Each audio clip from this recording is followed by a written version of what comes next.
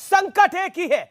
आइए आपको मैं सुना देता हूं कि आर पार के कार्यक्रम, न्यूज 18 इंडिया के हमारा कार्यक्रम है आर पार, उसमें क्या बोले थे आखिरकार।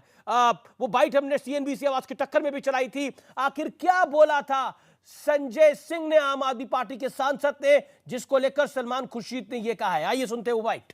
शायरी से रहता है कि कहीं ना कहीं कांग्रेस को आप इसलिए राइट ऑफ करना चाहते हैं, कहीं आपको पब्लिक देखे एज अ ऑपोजिशन। बर्बाद कांग्रेस को करने को बस एक ही राहुल काफी थे। हर साख पे राहुल बैठे, अंजाम कांग्रेस क्या होगा। कांग्रेस की तो हालत ये है।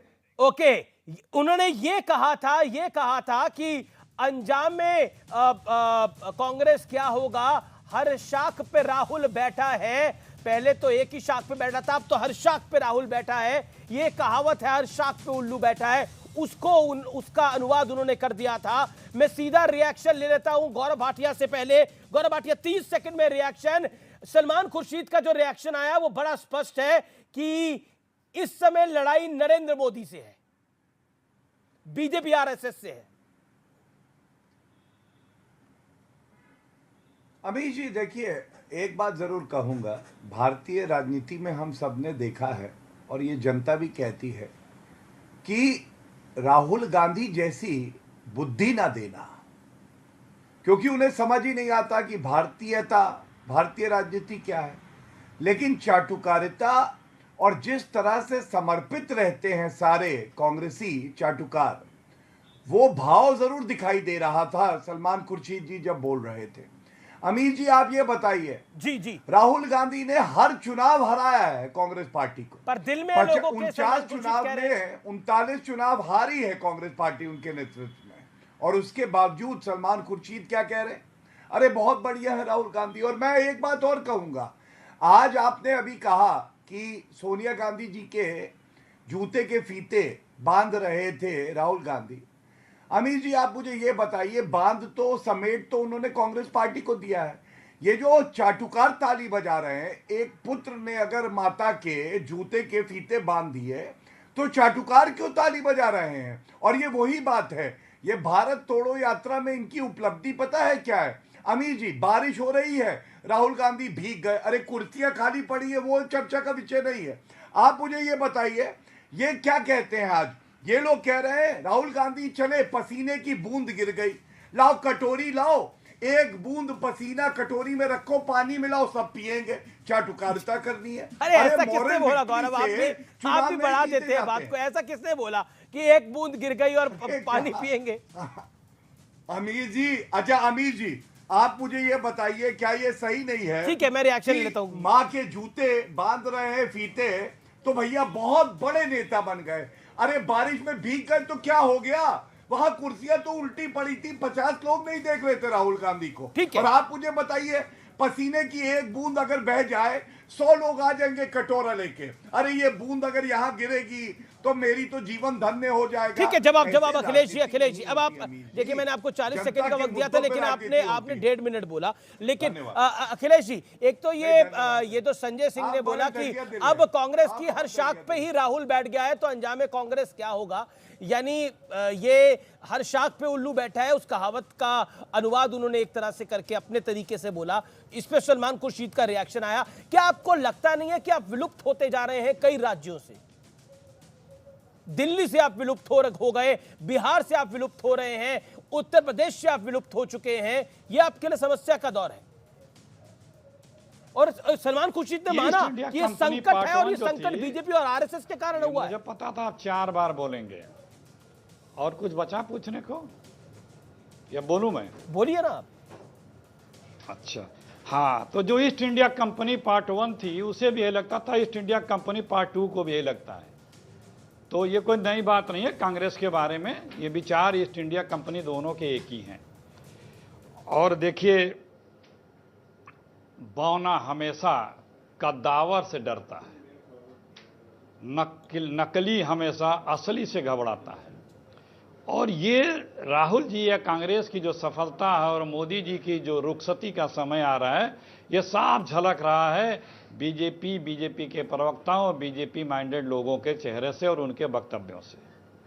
कोई कुछ बता नहीं पा रहा, तथ्यों की बात नहीं कर पा रहे। निश्चित रूप से संख्या बल है बीजेपी के पास, आदरणीय मोदी जी के पास। न आत्मबल है न नैतिक बल है। आत्मबल और नैतिक बल होता तो खड़े होके कहते, भाइयों बहनों मित्रों, मैंने देखो 15 लाख आपके खाते में डाल दिए ना, 2 करोड़ नौकरियां दे दी ना, गंगा मैया को साफ कर दिया ना, किसानों का आय 2 गुनी कर दी ना, 100 स्मार्ट सिटी बना दिए ना, काला धन ले आया ना, भगोड़ों को पकड़ के ले आया ना, डॉलर को रसातल में ले आया ना।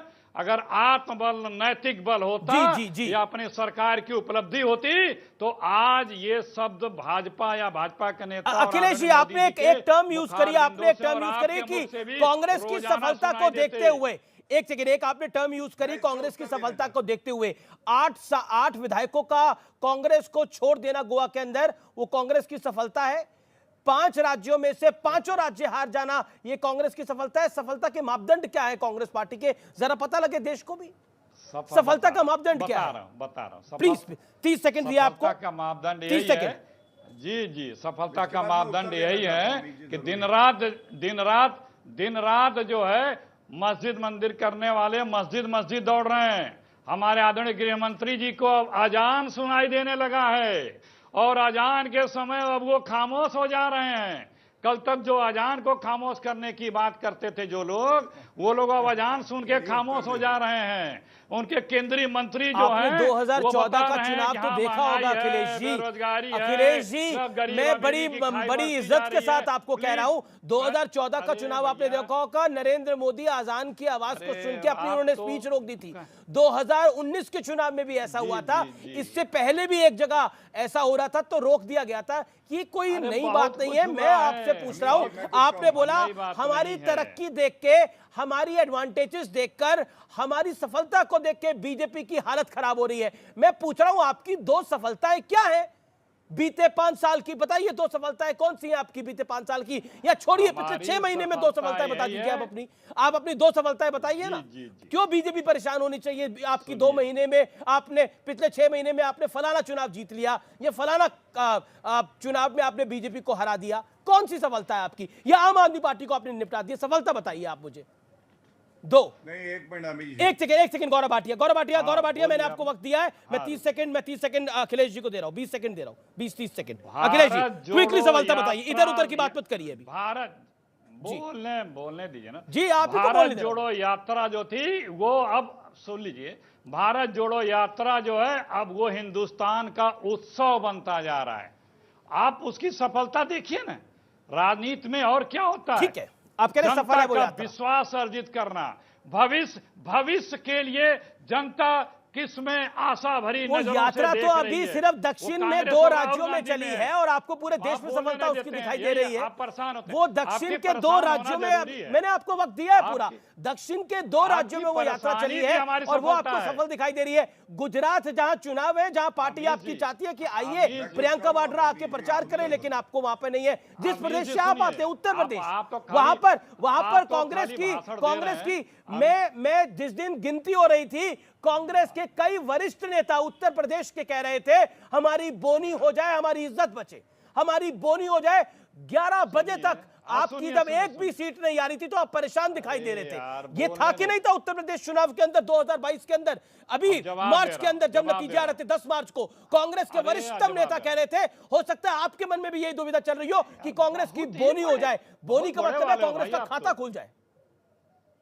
जी, देखिए हमारी बहुत बड़ी सफलता है कि आप परेशान हैं, पसीना टप टप चेहरे से आपके गिर रहा है। कांग्रेस की यही सफलता है।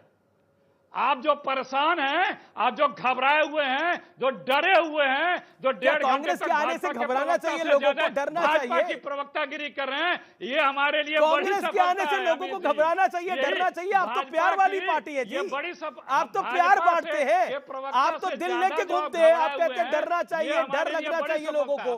कांग्रेस के आने से डरना क्यों चाहिए? अरे सुन लीजिए, ओके, एक सुभ्राष्ट्रा कुछ कहना चाह रही है 30 सेकंड के अंदर। दीपक झा भी मेरे साथ जुड़े हुए हैं। गौरव भाटिया मैं आपका रुख कर रहा हूं। सुभ्राष्ट्रा 30 सेकंड। आपकी परेशानी जो है वो हमारी, ठीक है, गौरव भाटिया भी कुछ कमेंट करना चाहते हैं। Gaurav Bhatia, I will come to you. आप कितने परेशान दिख रहे हैं। अरे मैं क्यों परेशान होऊंगा सर, आपकी सत्ता भी हमने देखी है, भाजपा की सत्ता भी देखी है, हमने वीपी सिंह की सत्ता भी देखी है। हम यहाँ थे, यहाँ है, यहाँ रहेंगे। और आपको बता रहा हूं हमारा अंगद का पैर है, हमारा पैर नहीं हिलने वाला। आपको जो कहना है, आपको जो करना है आप करिए, बीजेपी को जो कहना है बीजेपी वो करे। लेकिन आप खुद कह रहे हैं कि कांग्रेस के आने से घबराना चाहिए, डरना चाहिए। क्या कहेगी? लेकिन आपके आगे बीजेपी कुछ नहीं है। Writer okay, let me get another perspective. आपके आगे बीजेपी का प्रवक्ता कुछ नहीं है। ठीक है, अमीश भाई, आपके आगे बीजेपी का, ठीक है सर। ओके, सुभ्राष्ट्रा।